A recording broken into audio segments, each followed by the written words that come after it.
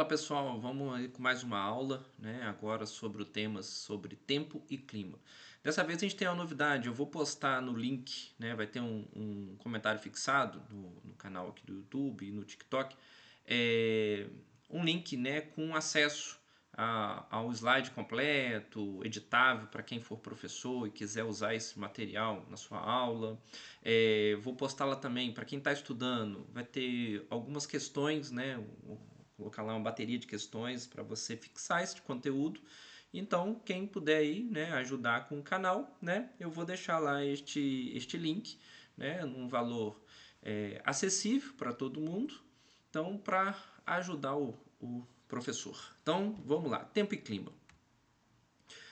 Então, a gente inicia com essa foto aí, né, que foi um furacão que ocorreu em Santa Catarina, né, que é o Katrina ou Catarina, né? Então, um furacão que ocorreu na costa brasileira. Então, a gente vai tratar, né, a diferença entre furacão e tornado, né? Você saberia essa diferença?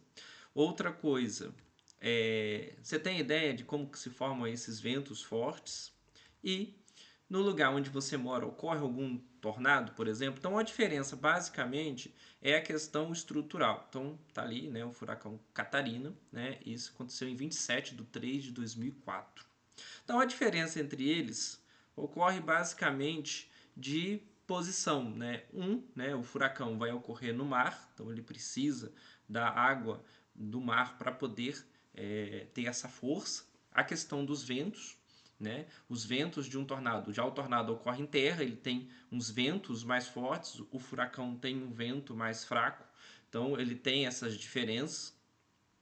Questão do tamanho, o furacão, né, ciclone, ele dura mais tempo, então ele pode ocorrer durante dias ou semanas. Já o tornado, como ele ocorre em terra, ele dura algumas horas. Então essas são as diferenças entre um furacão e um tornado. Então onde eles se localizam, ok? Então tá aí algumas notícias, né? A fúria dos ventos, né, que ocorreu na costa, né, do litoral de Santa Catarina, Rio Grande do Sul, né, no primeiro manchete do Diário Catarinense. Ciclone atinge o sul de Santa Catarina e norte do Rio Grande do Sul deixa um morto e 12 desaparecidos, né? Desde ali, né, no Correio do Povo, devastação e mortes no litoral. Então isso aconteceu no Brasil, mas não é tão comum de ocorrer esse tipo de vento tão forte. Então, qual que é a importância da gente prever o tempo, né? Então, a gente prevê o tempo para poder fazer uma viagem, para poder sair de casa, levar ou não um guarda-chuva, levar ou não um casaco. Então, isso são coisas importantes nessa previsão do tempo, né? De manter esse mínimo. Então, a ciência que a gente vai consultar é a meteorologia. Então, ela é uma ciência que vai estudar a atmosfera e todos os fenômenos que ocorrem nessa camada de gases que compõem o nosso planeta. Então, eles analisam as condições atmosféricas e quais são as fontes que eles usam? As estações meteorológicas, navios, boias, aeronaves, radares, balões meteorológicos e satélites. Então, tudo isso para ter uma certeza de como que vai estar o tempo. Então, na realidade, né, qual que é a diferença, né, entre tempo e clima? Isso são dois conceitos que eles parecem, mas eles são muito diferentes. Então, muita gente costuma falar errado. Então, vamos lá, o conceito de tempo. Então, o tempo atmosférico é aquele estado momentâneo da atmosfera em uma localidade. Então, aquele momento agora na sua cidade, no seu local. Então, exemplo, o tempo hoje está quente, está ensolarado, está chuvoso. Então, isso é o tempo agora. Então, o que ocorre agora, hoje, neste momento. Então, o tempo é algo momentâneo, pode mudar de hora para hora. Então, a gente acaba escutando, dependendo aqui na minha cidade, as pessoas falam que na minha cidade, né, faz os 4 climas no mesmo dia. Então isso é errado, não faz 4 climas no mesmo dia. O que a pessoa quer falar que faz tempos diferentes durante o dia, beleza? O próximo aí é o clima. Então o clima já é um comportamento padrão da atmosfera que se repete ao longo de anos, ou centenas ou milhares de anos. Exemplo, em Campinas, né, São Paulo, temos verões quentes e chuvosos. Então o verão, a primavera. Então, isso é um clima. Então, a gente consegue saber o clima da cidade porque a gente analisou durante um tempo, né? No caso ali, 30 anos, para poder mensurar, né, o clima. Então, o clima é uma sucessão de tempos atmosféricos. Então, o cientista, né, ele vai medir todo dia aquele tempo para chegar durante um mínimo de 30 anos fazer, né, ter ali a noção do clima daquela região, a cidade ou, né, de um país. Então, a previsão do tempo, né, vai nos ajudar, né, com a ajuda de satélites e muita tecnologia que evoluímos muito na previsão do tempo. Então, você já viu a previsão do tempo no celular ou na TV, é muito comum, né? A moça do tempo. Por isso que a gente não tem a moça do clima, a gente tem a moça do tempo. A gente tem a previsão do tempo, não a previsão do clima. Então, para que serve essa previsão? Serve para várias coisas, né? Então, a previsão do tempo consegue prever a temperatura máxima e mínima para os próximos dias e a quantidade de chuvas. Então, durante o dia, você vai saber, né, qual a temperatura que vai fazer, se vai estar chuvoso, se vai ter sol. Então, quanto mais dias para frente você quiser saber, menor vai ser o grau de precisão, porque lembra, o tempo é um momento, tá? Então, se você quiser prever uma semana, um mês, você tem a grande probabilidade de errar essa previsão. Então, ela vai nos auxiliar no dia a dia, numa viagem, na agricultura, né? Se vai ou não chover para aquele agricultor fazer o plantio, né? Então, o que você está observando aí é um evento, né, que ocorre com certa frequência no Rio de Janeiro, é um raio que acertou, né, a estátua do Cristo Redentor. Então, isso é muito comum, né, porque o Cristo, né, é uma parte alta em cima do monte. Então, ele acaba servindo como um para-raios, né, atraindo essas descargas elétricas. Então, o Rio de Janeiro, em 2022, o Brasil, o país que mais cai em raios por ano, em média 80 milhões. Ó. Só em 2021 caíram 154 milhões de descargas elétricas. Tá? Essa foto aí é do Mauro Pimentel, né, de meteorologia. Beleza? Então, a questão, né, das camadas da atmosfera, essa aí é um esquema, né, que mostra estas camadas que compõem a nossa atmosfera.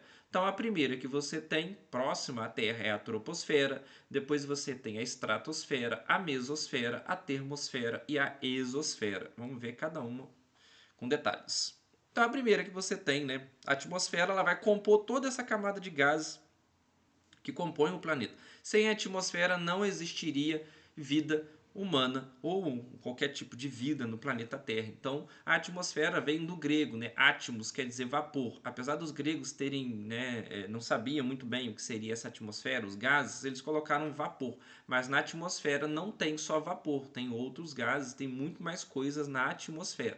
E esfera é esfera, né, vindo do grego. Então, as características da atmosfera é a camada gasosa que envolve a Terra, né, formada principalmente por nitrogênio, 78%, e oxigênio, 21%. Já teve épocas no nosso planeta Terra que já tivemos mais oxigênio na atmosfera, mas não é o caso agora. Então, o ar que a gente respira não é a maioria na atmosfera, ele só compõe 21%. Essa camada de gás é indispensável, né, porque a gente respira, né, como ser vivo, e ajuda a controlar a temperatura do planeta, tá? Principalmente no efeito estufa. A gente vai ver isso mais para frente.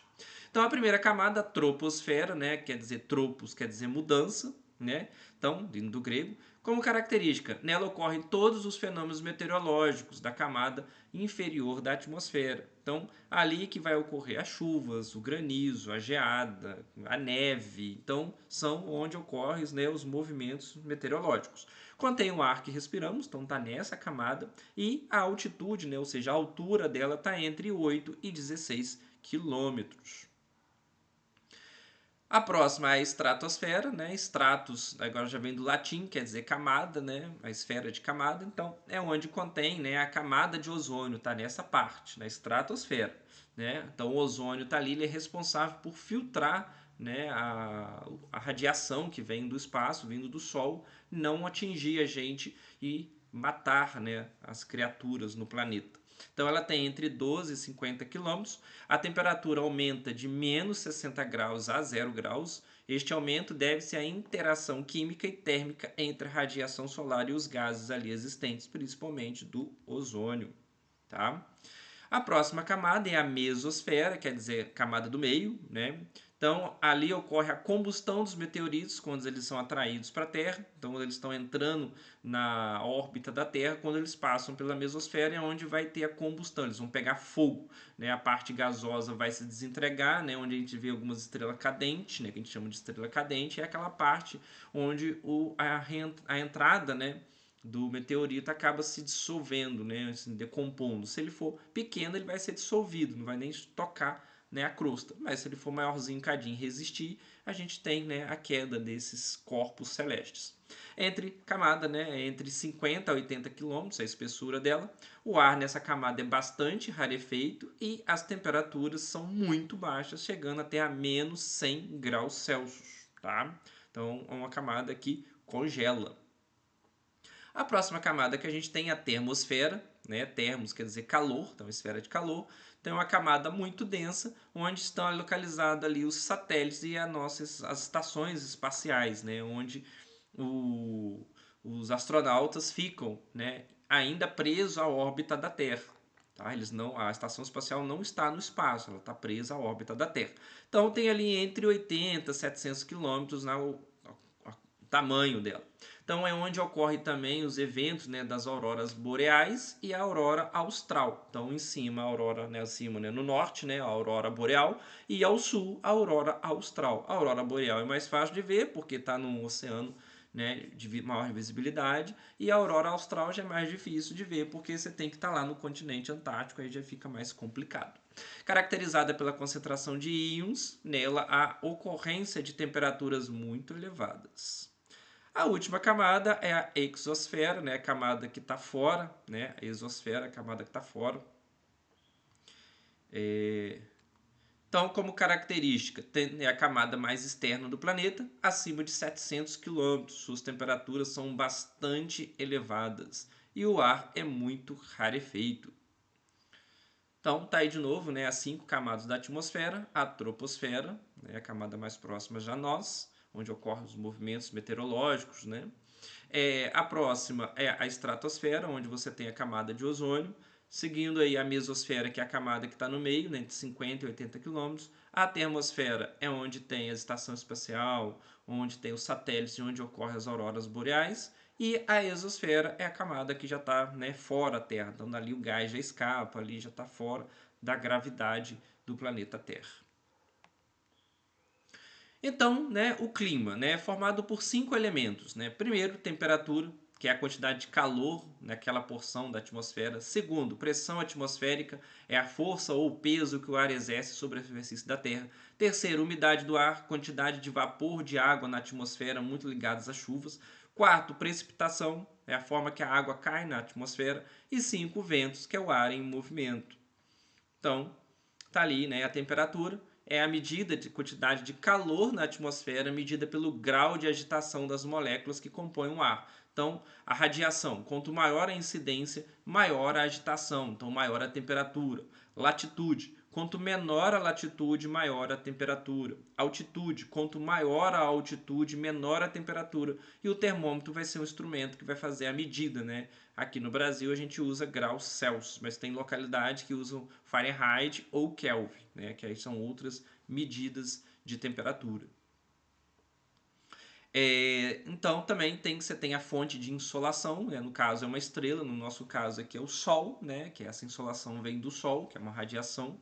Então a luz, né, ela emite partícula e onda e ela é retida pela atmosfera. Então parte é absorvida pela Terra e a água, né? Então superficiais e emanam calor da superfície para cima, né? Esse conceito de albedo é a quantidade de radiação solar incidente no planeta que é devolvida para o espaço. Então, superfícies mais escuras vão absorver muita radiação, muita insolação. Então, por exemplo, o asfalto, ele absorve 95% e joga para o espaço somente 5%, porque ele tem uma cor mais escura, né, preta.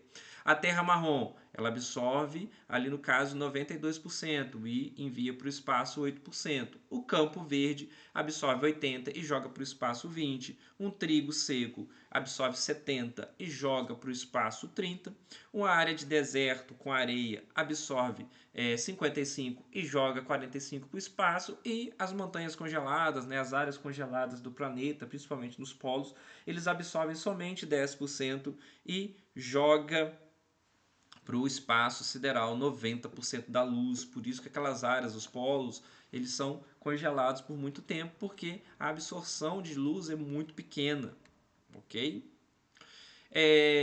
Então, outro conceito que a gente tem é a pressão atmosférica. A pressão atmosférica é a quantidade, eu falo que é uma coluna, né? As setas que você está vendo aí, é a coluna de gases que estão sobre a sua cabeça. Então, quanto mais próximo ao nível do mar você está, maior vai ser a coluna. Então, a coluna que você está, né, no item A, ela é menor do que do item B. Então, quando você está na praia, você tem uma coluna em cima de você muito maior. O peso que a atmosfera faz em cima de você é maior, então você tem mais gases, o sol que bate nessa coluna, ele agita mais as moléculas de átomos, né, nessa coluna, então primeiro você sente mais calor, você tem um peso, uma pressão maior, então um cansaço maior, um calor maior quando está na praia, e quando você está numa cidade que está num planalto, né, que está num platô, né, com uma elevação no terreno, você é uma cidade mais fria, né, ter uma pressão menor, então o cansaço é menor. Então o ar fica retido no redor do planeta pela ação da gravidade, né, por isso que o ar não escapa, né, do planeta. Mais próximo à superfície, maior será a concentração. Então, a pressão atmosférica ela é ligada ao peso dessa camada de ar sobre o ponto da superfície do planeta. Quanto mais espessa for essa camada, maior será seu peso, maior será a pressão atmosférica. É bem tranquilo, tá? Então, o vento é, né, o ar em movimento. Então, por que ele se move? Então, o ar ele vai ter, o vento, né, no caso, ele vai ter essa dinâmica. Então, a pressão atmosférica da Terra não é uniforme. Ela varia de acordo com o quê? Com a rotação da Terra, com a temperatura e com a altitude. Essa diferença de pressão provoca circulação atmosférica. Então, ele vai sempre fazer essa modificação. Ele vai sair de uma alta pressão para uma baixa pressão. Então ele está sempre circulando da alta para baixa. A alta pressão é a temperatura baixa, os átomos estão juntinhos, então eles estão comprimidos. Quando ele está na baixa pressão, a temperatura está alta, então os átomos estão agitados, estão distantes um do outro.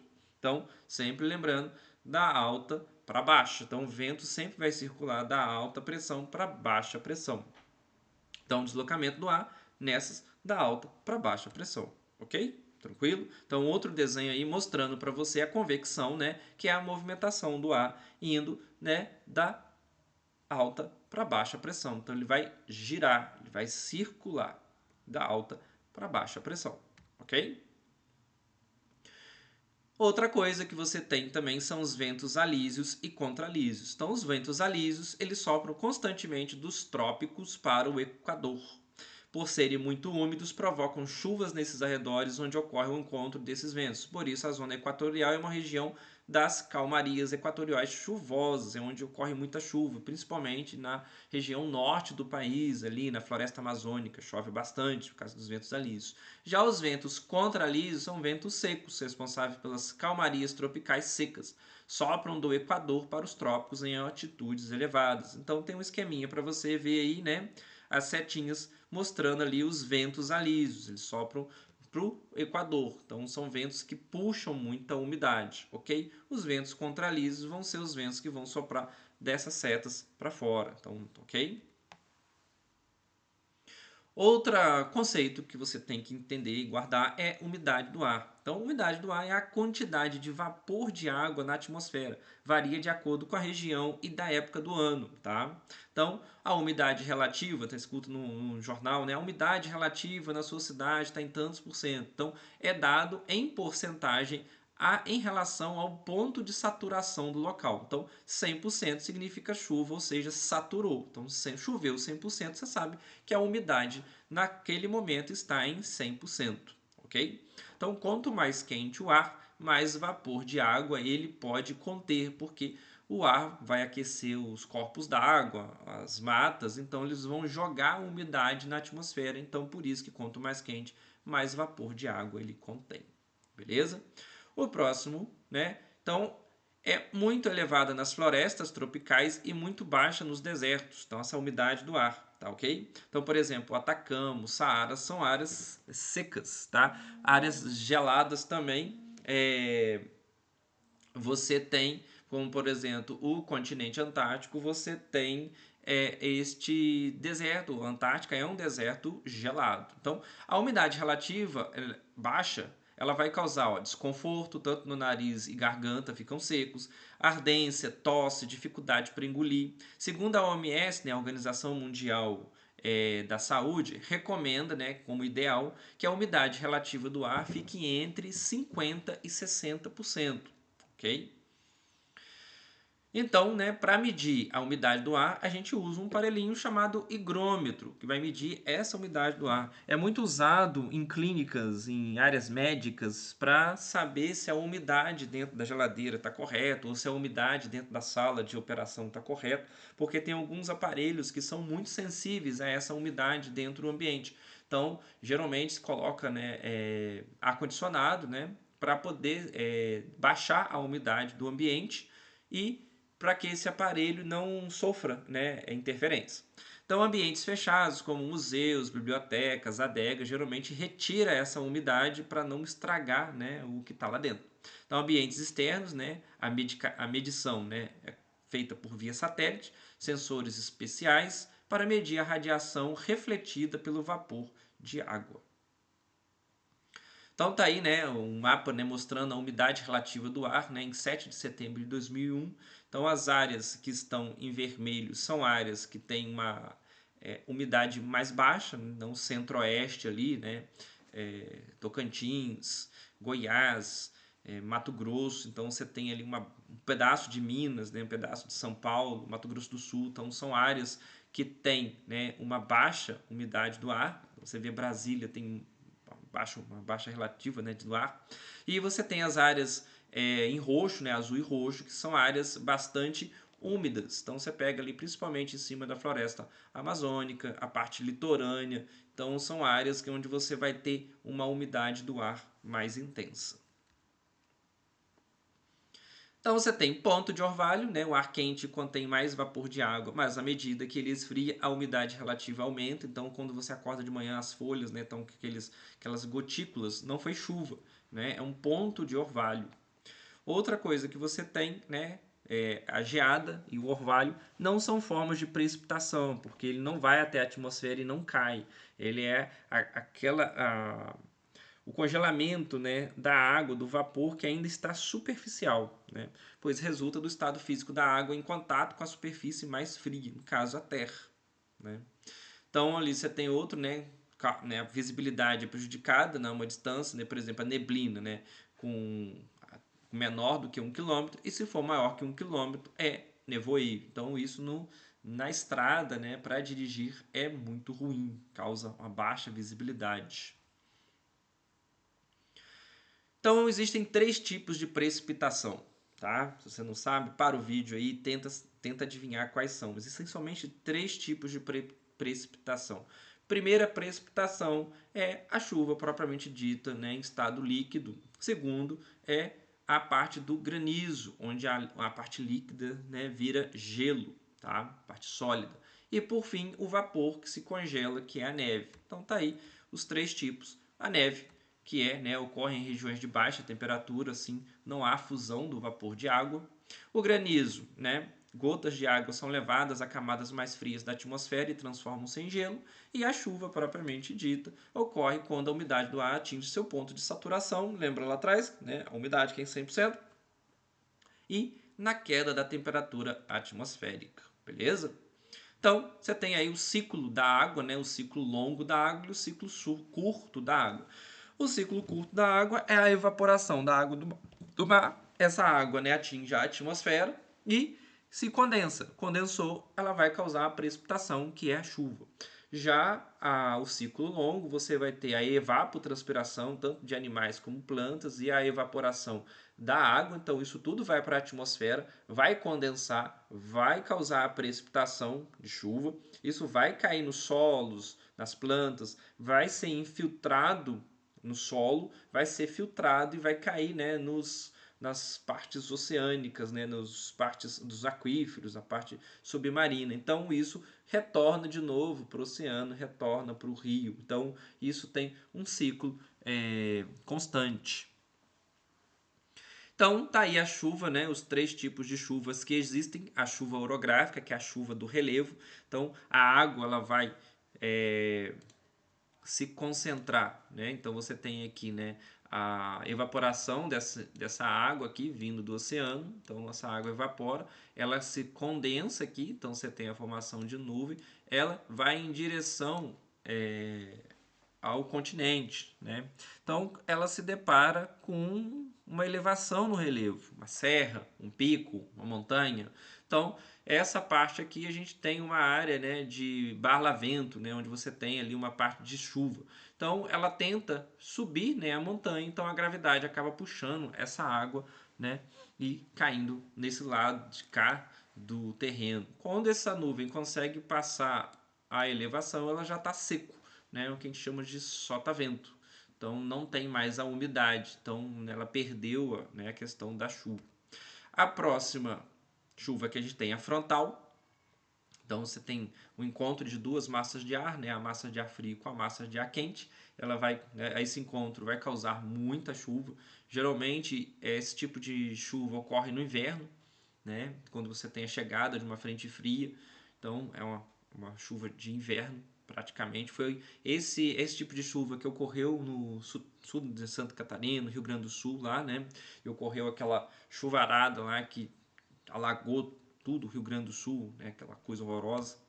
Outro tipo de chuva, né, a terceira tipo que tem, é a convectiva. Convectiva é a chuva de verão, então você vai ter a evaporação da água durante o dia, né, até meio-dia mais ou menos. Na hora que chega, né, de tarde, no final da tarde, essa água, esse vapor de água que evaporou vai atingir a atmosfera, e ao atingir a atmosfera ele se condensa e cai durante a tarde. Então você tem uma chuva de verão. Então três tipos de chuva: convectiva, que é a chuva, a orográfica, que é a chuva de relevo; chuva frontal, que é a chuva de inverno; e a chuva convectiva, que é a chuva de verão. Então tá aí de novo os três tipos de chuva para você guardar, né? Primeiro ali a convectiva, né, que é a chuva de verão. Segundo tipo a chuva frontal, que é o encontro das duas massas de ar. E a terceira, a chuva orográfica, que é a chuva do relevo, ok?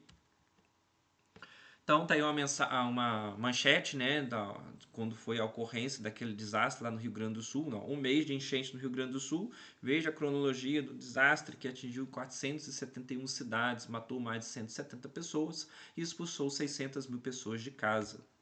Novamente aí você tem algumas imagens, né, aquele cavalo em cima do telhado que ficou famoso nessa imagem, né, ali na frente, né, os bombeiros tentando resgatar as pessoas. E ali na imagem embaixo você vê, né, a destruição, né, causada pela enchente. Então tá aí: alagamentos, destruição e 183 mortes relembra a tragédia das chuvas do Rio Grande do Sul que marcou 2024. Então a Defesa Civil do Estado ainda busca 27 pessoas desaparecidas por conta, né, das tempestades que atingiram o estado em maio deste ano, no caso do ano passado, né. Então, o higrômetro, né, mede a umidade do ar, né, ambientes fechados, museus, bibliotecas e adegas; ambientes externos, de medição via satélite, sensores especiais para medida de radiação refletida pelo Sol, ok? Beleza? Então, fatores do tempo e clima. Então, tá ali, ó: latitude, altitude, massas de ar, correntes marítimas, maritimidade, continentalidade. São os fatores do tempo e clima. Então, vamos neles. Então, a latitude, né? Então, são as zonas climáticas, né, que você viu lá no início do ano. Então, as áreas onde você tem entre o Trópico de Câncer e o Trópico de Capricórnio, então essas áreas em vermelho, né, são as áreas tropicais, onde tem maior insolação. Então são áreas onde você tem maior insolação. Então aqui vão ser temperaturas mais altas. O que você está vendo aqui em creme embaixo e em cima, né, ao norte e ao sul, são áreas de clima temperado, né? Então a maior parte dos climas temperados está no norte, onde tem maiores porções de terra, e aqui embaixo, né, a parte sul do planeta, né, tem menos áreas emersas nessa área temperada. E aos polos, né, você tem os climas glaciais, né, ou polar, tanto embaixo quanto em cima. São áreas que tem, né, aquela parte de gelo eterno. Você tem as áreas congeladas.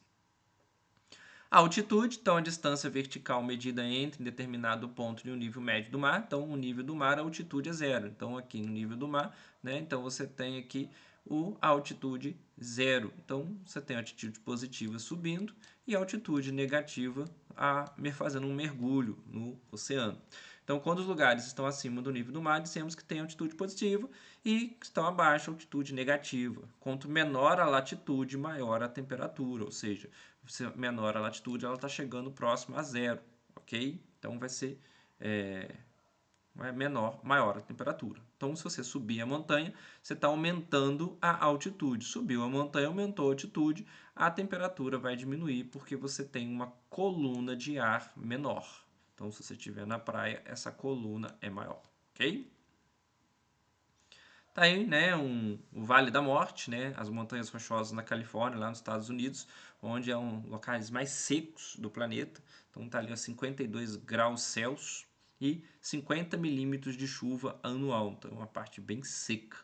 E, em contrapartida, você tem uma área congelada, né, o Monte Colon, né, nas montanhas Sierra Nevada, em Santa Marta, na Colômbia, com 5.775 metros de altitude. Então, onde você vê ali, né, áreas congeladas, né, esse gelo é terra.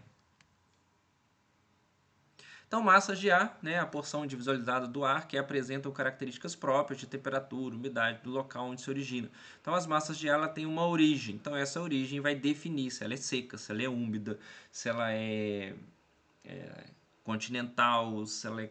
Então, a questão dela, dessa temperatura e da umidade, é onde ela se forma. Então, as massas de ar, né, ao se deslocarem, elas vão perdendo suas características originais. Então, elas vão influenciando o clima por onde passam. Então, você tem aqui alguns exemplos, né? O que está aqui em laranja, aqui em cima, ó, a meia, que é a massa equatorial atlântica. Então, ela se forma no Oceano Atlântico e atinge ali o norte e o nordeste do país. Ok? Então, é uma massa úmida, né? É uma massa úmida e quente. O que está em rosa é a MEC, é a massa equatorial continental, ela se forma dentro do continente, é a única massa equatorial que é úmida. Então ela é quente e úmida, ela era para ser quente e seca. Então ela é quente e úmida por causa da evapotranspiração da floresta amazônica. Então ela é importantíssima nessa região.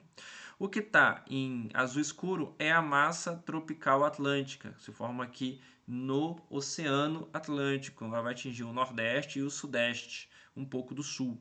Então, é uma massa que leva a questão dos ventos, né, úmidos para o continente, para o país.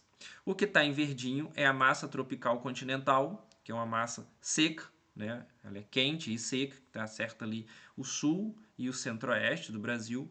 E a MPA, que é a massa polar atlântica, ela vem lá dos polos, então é uma massa que ela é úmida e fria. Então, ela atinge o Brasil e ao atingir o Brasil ela vem a 3 direções. Então ela acerta o litoral, causando chuva, vem aqui para o sudeste, então esse movimento indo em direção ao sudeste que provocou aquela chuvarada lá no Rio Grande do Sul e ela vai até a região do norte, né? Ao encontrar a MEC, ela causa uma queda brusca de temperatura e o que geralmente é apelidado, né, dado o nome de friagem. Então, esse movimento da friagem é a chegada da MPA, a massa polar atlântica, no norte, ok? Então, dessas massas, né, o que geralmente cai em prova é a ação da MEC, que é a única massa equatorial continental quente e úmida, e a ação da MPA, a massa polar atlântica. Então, fica ligada nessas duas massas. Então, tá aí de novo, né, para você dar uma olhada, né, a abreviatura e o que significa. Então, correntes marítimas é a movimentação da água dentro do mar. Então, a água, ela mais para dentro do oceano, ela fica fria. Então, essa movimentação, ela sobe, né, em direção à praia, se esquenta e retorna para dentro. Então, ela tem como se fosse um rio dentro do mar. Então, ela corre sempre numa mesma direção e tem a temperatura como principal característica. Então, ela vai se aquecendo, aqueceu, ela sobe. Vai esfriando, ela desce. Então, esse movimento constante, ok?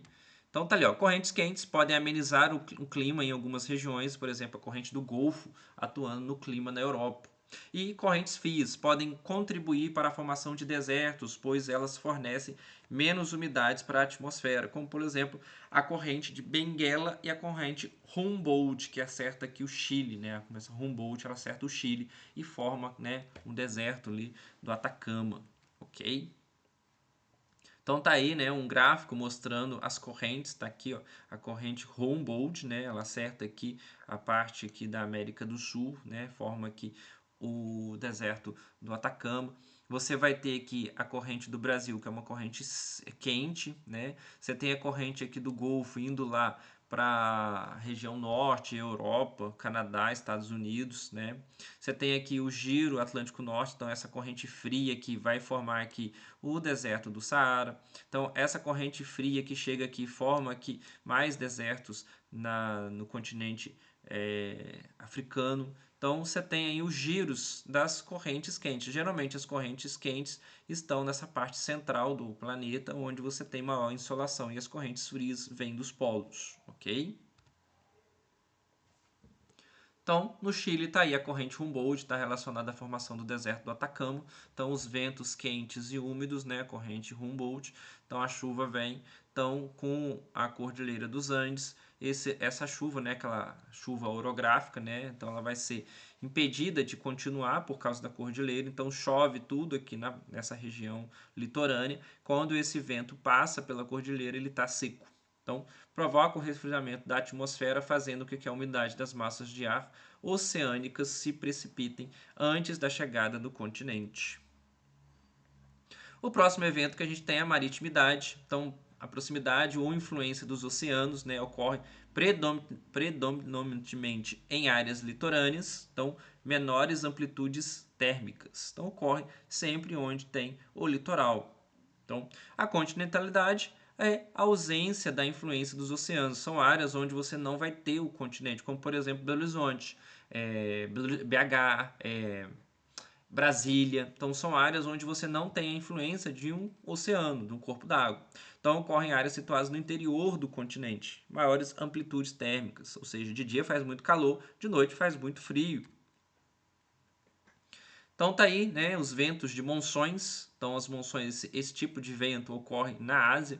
Então você tem ali, ó, as áreas, né, que estão em amarelo, são as altas pressões. Então a pressão fica mais alta, ela tende a ir para áreas de baixa pressão, então para dentro do continente asiático. Então áreas de baixa pressão são áreas de temperaturas mais baixas. Áreas de alta pressão são de temperaturas mais Minto. Áreas de baixa pressão são temperaturas elevadas, altas pressão é de temperaturas baixas. Então ele segue esse fluxo, tá? Então a água, né, o fluxo de massa de vento segue do oceano para o continente. No inverno ocorre o contrário, então as pressões se alteram, tá? Então os ventos vão soprar do continente para o oceano, ok? Então sempre vai da alta para baixa pressão. Ok? Então tá ali, né? Durante o dia, né? A Terra se aquece mais rápido que o mar. Então você tem o ar frio desce, ocupando o lugar do ar quente que sobe. Então você tem, né? E o ar quente se movimenta ocupando o lugar do ar frio. Então isso é o vento. É por isso que na navegação, né? Você vai na praia, tá aquele vento soprando do oceano, aquele vento quente soprando do oceano para o mar. Então, esse movimento, o ar aquecido da água vem para o continente, ele se resfria e volta para o oceano. Durante a noite, a Terra se esfria mais rápido que o mar. Então, a água está mais aquecida, ela sopra, né, ao oposto. Então, vai vir aquele ar frio, né, e ele se aquece e volta. Então, é por isso que durante a madrugada, né, os jangadeiros eles partem para fazer a pesca oceânica, né, no litoral, de madrugada, porque eles não sendo empurrados por esse vento que sopra do continente. Outro evento que ocorre, né, é a Laninha e o El Ninho, que são o aquecimento e o resfriamento das águas do Pacífico.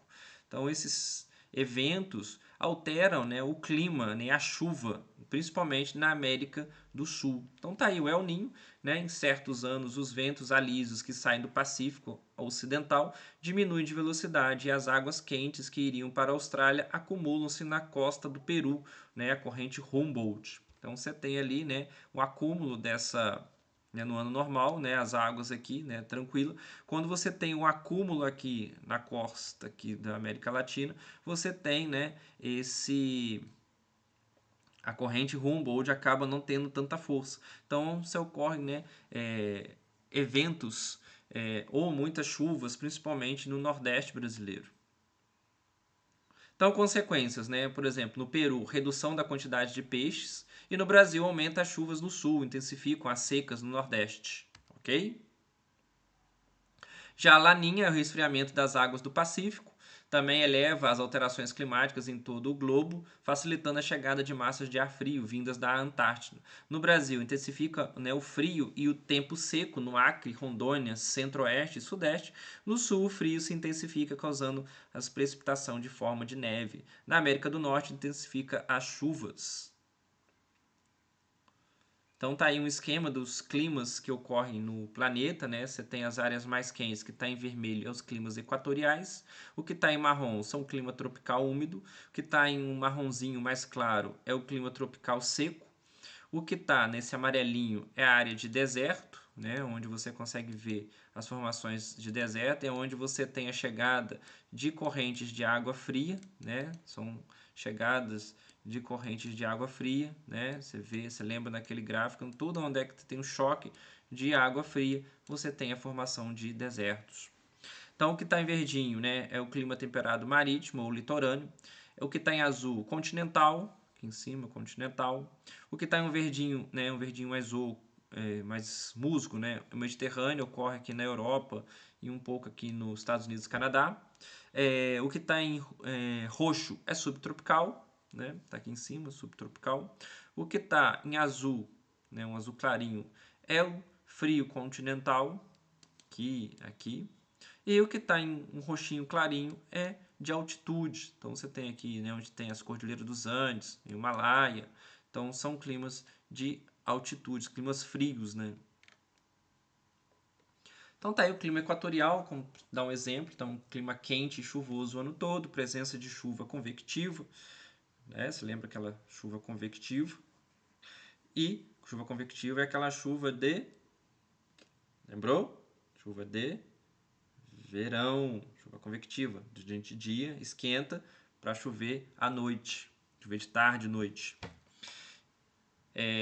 O clima tropical, né? Então médias térmicas altas, duas estações bem definidas, então verão chuvoso e o inverno seco. Clima de deserto, né? Marcado pela baixa pluviosidade, ficando abaixo dos 250 milímetros anuais. Lembrando que existem desertos frios como a Antártica, não esqueça disso. Então, climas do mundo, curiosidades, né? Todos os fatores vistos modificam os elementos da atmosfera, resultando em diferentes tipos de clima. Então, as regiões situadas entre os tópicos geralmente são quentes, mas a umidade varia bastante, ocorrendo climas úmidos e semiáridos, ou com a alternância de estações secas e úmidas. O clima temperado apresenta as 4 estações bem definidas. Nos climas frio e polar, as temperaturas ficam negativas durante a maior parte do ano. O clima desértico se caracteriza pela baixa precipitação, podendo apresentar temperaturas bastante distintas entre desertos frios e desertos quentes. Nas altas montanhas, o clima ocorre em faixas ou andares de acordo com a altitude. Curiosidades, né? Você tem aí, né, um climograma de Manaus. Então, a ilha de Kauai, no Havaí, é considerado o lugar mais chuvoso do mundo, com 350 dias de chuva por ano. Então, você tem aí em destaque. A maior temperatura atmosférica já registrada foi de 56,7 graus no Vale da Morte, no estado da Califórnia, né, em 10 de julho de 1913. O clima temperado se caracteriza por apresentar as 4 estações do ano bem definidas. A paisagem, portanto, é bem marcada pela estação primavera florida, verão quente e outono, com a que as folhas caem, o inverno com neve. As precipitações no Saara, embora escassas, ocorrem no inverno e podem cair sob a forma de neve, como nesta foto da NASA em janeiro de 2018. Você vê ali o gelo que se formou, né, a camada de gelo que se formou em cima do deserto. A maior temperatura atmosférica registrada foi de menos 89,2 graus Celsius na estação Vostok, na Antártida, em 21 de julho de 1983. E no sul da Ásia, durante o verão, os ventos sopram do Oceano Índico para o continente e são barrados pela cordilheira do Himalaia, ocorrendo chuvas torrenciais, né, que é aquela chuva orográfica. No inverno, a situação se inverte em uma estação seca. Foto panorâmica do pico Matterhorn e a cerca de 80 quilômetros no leste de Mumbai, na Índia, durante a monção seca do inverno, foto superior, e a monção úmida de verão, foto inferior. Então você vê, né, que você tem uma área, quando tem muita chuva, fica todo verdinho, quando tem pouca chuva seca, ele fica bem cinza, né, bem marrom. Ok, meu povo, é isso. Então, quem puder, né, adquirir o material, né, vai estar no link, é só adquirir lá. E os meus alunos já têm esse material, então quem tiver alguma dúvida pode aí me mandar uma mensagem, né? Comenta, compartilha aí, manda para os colegas e que isso seja um material de apoio para vocês, ok? Então, bons estudos, sigamos juntos. Um abraço.